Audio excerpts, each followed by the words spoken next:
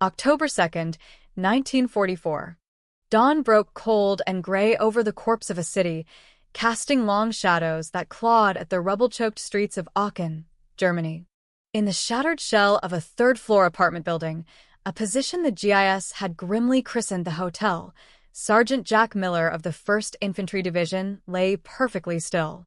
At 28 years old, with the haunted eyes of a veteran and the steady hands of a surgeon, Miller was already a legend whispered about in hushed tones, a sniper with 14 confirmed kills to his name. He was propped behind a ragged hole in the brickwork, the cold of the concrete floor seeping through his fatigues, his eye pressed against the rubber cup of the 2.5 power Weaver 330 scope mounted on his M1903A4 Springfield rifle. But he wasn't hunting for the glint of a German helmet or the silhouette of a machine gunner. He was waiting for the sun, a pale, indifferent disk in the autumn sky, to shift its position by exactly 17 degrees to the east. What he was about to do was born of desperation and genius, an act of battlefield innovation that would ripple through American sniper doctrine for the remainder of the war in Europe. The genesis of his plan had come 2 days earlier, during a deafening German artillery barrage. An 88mm shell, the kind the men called a screaming Mimi, had impacted the building's facade, its concussive force blowing out every remaining pane of glass. The floor of his sniper's nest was instantly carpeted in a treacherous mosaic of glittering shards. It was a chaotic mess of every size and shape imaginable, from microscopic slivers that worked their way into your boots to jagged plates the size of a man's hand. Most of the other soldiers in his platoon had simply done the logical thing.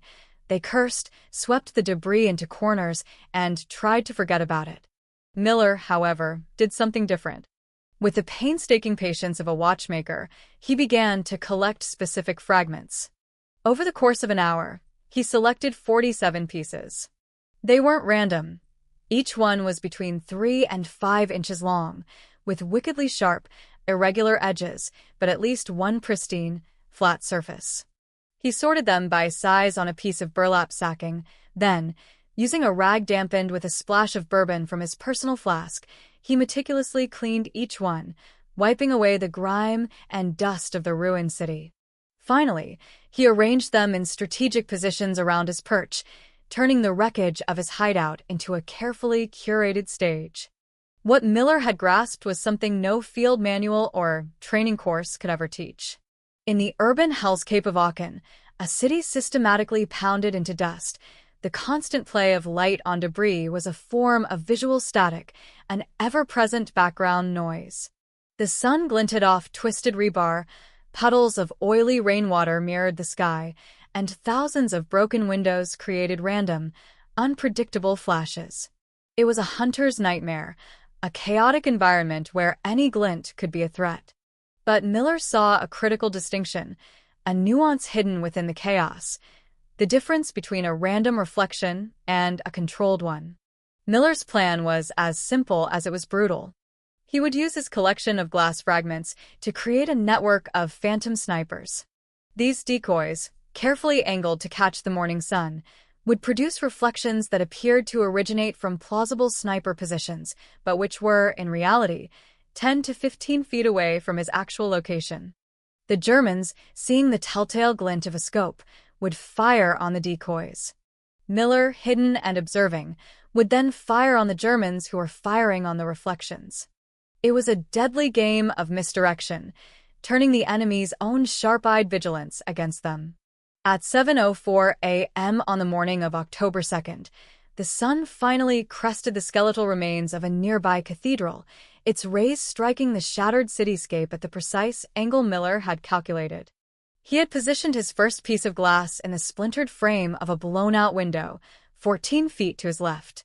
A length of tripwire, salvaged from a booby trap and tied to a small stone, allowed him to subtly adjust the glass's angle without exposing so much as a fingertip.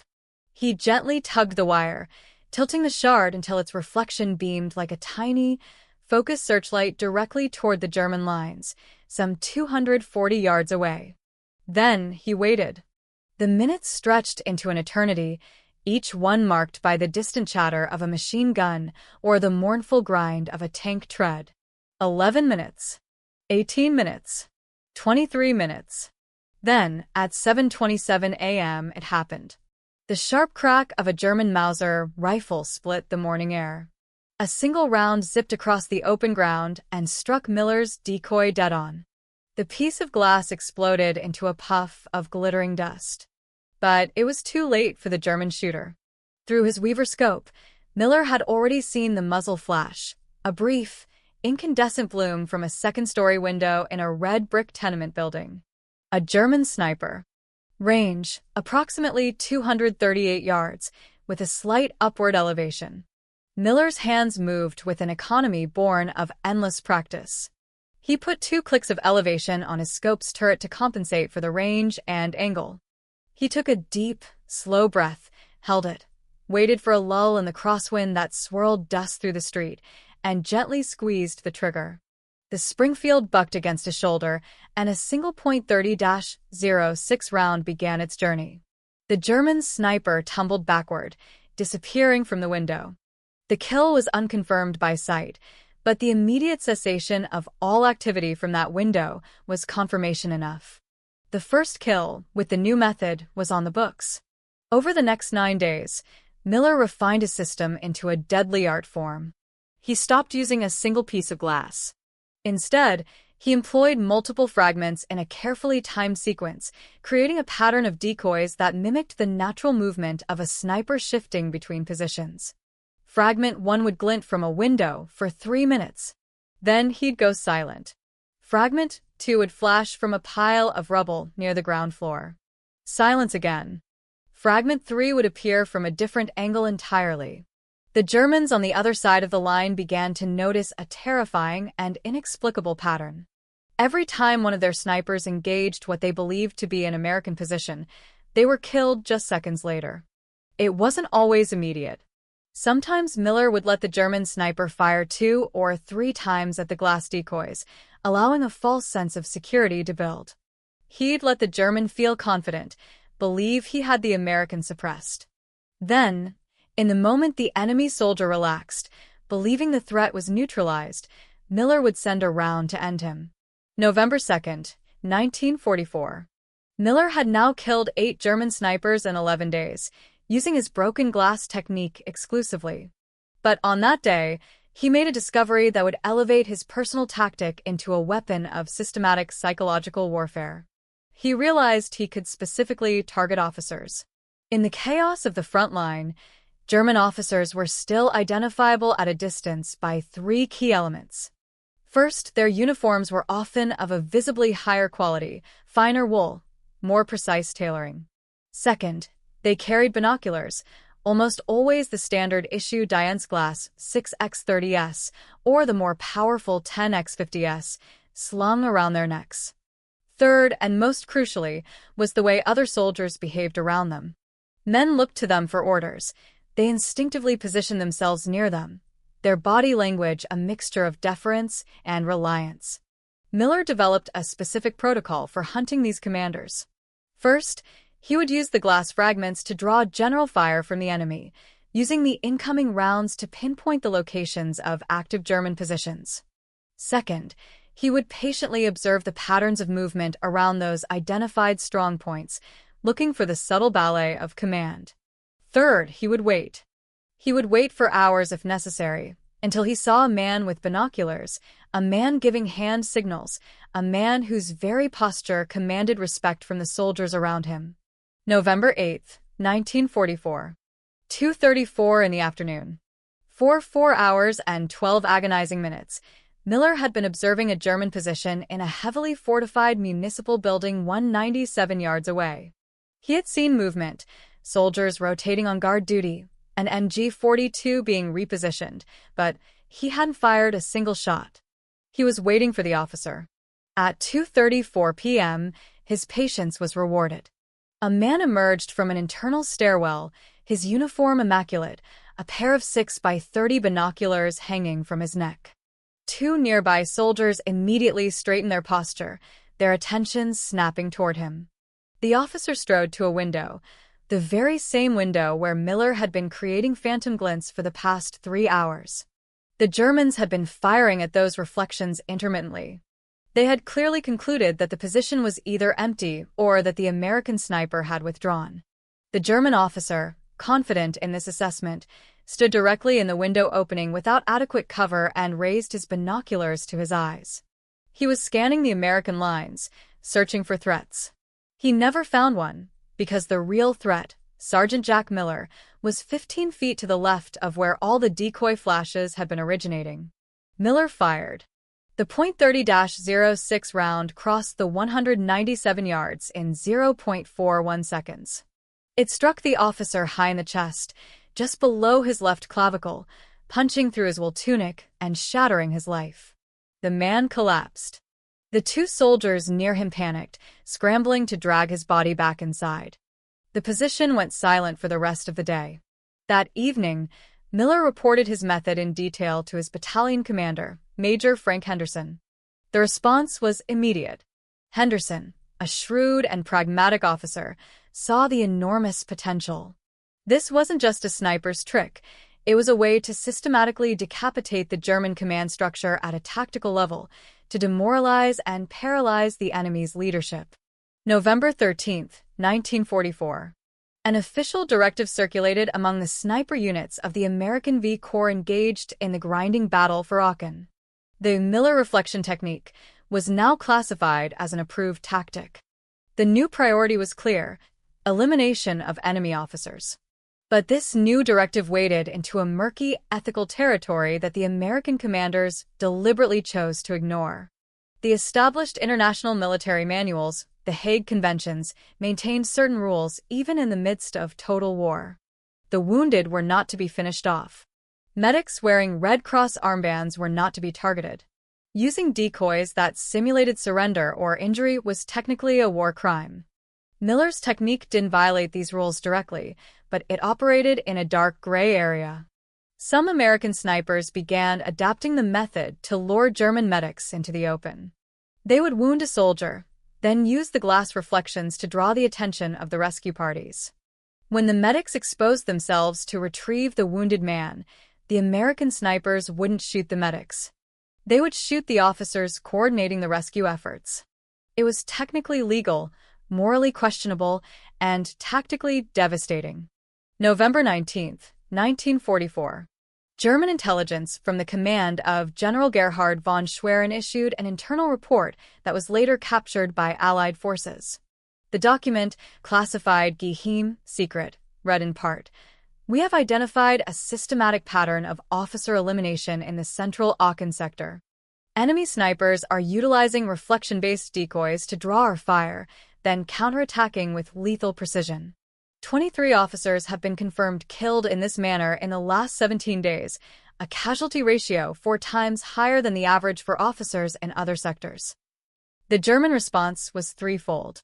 First, they forbade officers from using binoculars near windows or in exposed positions. Second, they ordered that rank insignia be removed or covered in urban combat zones. Third, they issued a standing order. Do not engage isolated reflections. Assume all such glints are enemy decoys. But this third order created an unforeseen and disastrous problem for the Germans. If their soldiers couldn't fire on reflections, they couldn't suppress real American positions that happened to create natural glints of light. American snipers could now operate with significantly less enemy suppression fire. Miller and the snipers he had trained had created an unsolvable tactical dilemma for their enemy. Fire at the reflections, and you die. Don't fire at the reflections, and you allow real snipers to operate freely.